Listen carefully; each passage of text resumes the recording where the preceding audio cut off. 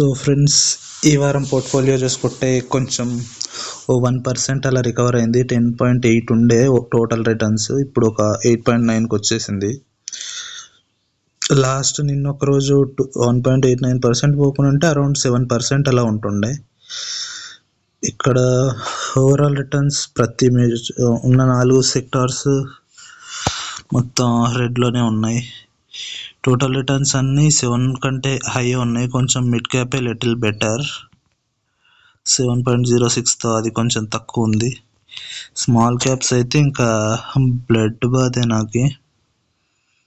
So day change చూసుకున్నా అన్ని పీక్స్లో పడిపోయాయి. మిడ్ క్యాప్, ఫ్లెక్సీ క్యాపే కొంచెం తక్కువ బ్లీడ్ అయ్యింది. పోర్ట్ఫోలియో అనాలిసిస్లోకి వెళ్తే ఇక్కడ పెద్ద చేంజ్ లేదు, కానీ గ్రో వాళ్ళు యూఐ చేంజ్ చేశారు. సో ఇక్కడ మన డీటెయిల్స్ కొంచెం చార్ట్ రూపంలో ఇచ్చారు అనమాట. చూద్దాం. ఇవి ఇక్కడ ఈ స్టార్టింగ్లో పెట్టిన అమౌంట్ అప్పుడు బుల్ రన్ టైంలో, సో మోస్ట్లీ లాసెస్ అనేవి లేవు, మొత్తం ప్రాఫిటే ఉంది. ఒకనొక టైంలో 66,000కి 20,000 అలా ప్రాఫిట్లో ఉన్నా, బట్ మొత్తం తీసేసేసరికి ఇప్పుడు బియర్లో పడ్డాను అనమాట, bear market. So mostly hardly 1000 rupees అలా ప్రాఫిట్ ఉంటుంది. మళ్ళీ ఇప్పుడు 5,000 6,000 దాకా రెడ్లోకి వెళ్ళిపోయింది. మోస్ట్లీ ఈక్విటీనే నాది. మొత్తం ప్రతి సెక్టార్ మ్యూచువల్ ఫండ్ అంతా ఈక్విటీనే. So equity 95%. ఈ డెప్ట్ కూడా వాళ్ళు ఎవరు పెట్టారో మనకు తెలియదు, ఏ మ్యూచువల్ ఫండ్ పెట్టింది అనేది. మార్కెట్ క్యాప్ చూసుకున్నా కూడా mostly it's tilted to large cap and mid cap leading away, and small caps కొంచెం తక్కువ ఉంది.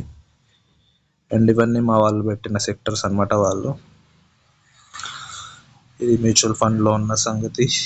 ఇక్కడ ఈటీఎఫ్లోకి వెళ్ళి చూసుకుంటే ఈటీఎఫ్లో సిల్వర్, గోల్డ్ రిటర్న్స్ చూసుకుంటే గోల్డ్, సిల్వర్ మోర్ దాన్ 15% అలాగా పడిపోయింది, రెండు కలిపి. సిల్వర్ 20, గోల్డ్ 14% లాస్లో ఉన్నాను. ఈ పెద్ద అమౌంట్లు కాదు, చాలా చిన్న అమౌంట్ కాబట్టి పెద్ద తెలియట్లేదు, కానీ కొందరు లక్షల్లో పెడతారనమాట. సో వాళ్ళకు బాగా బాధేస్తుంటుంది. నిఫ్టీ డిఫెన్స్ ఈటీఎఫ్ కూడా 10% రెడ్లో ఉంది. సో ఇప్పుడు నెక్స్ట్ మంత్ శాలరీ వస్తుంది కాబట్టి 31st రోజు మళ్ళీ ఇన్వెస్ట్ చేస్తాను 1000 రూపాయలు ఇక్కడ మ్యూచువల్ ఫండ్స్లో కూడా. ఈ వారం ఇదే అన్నమాట. సో ఉంటా మరి, టాటా, బై బై.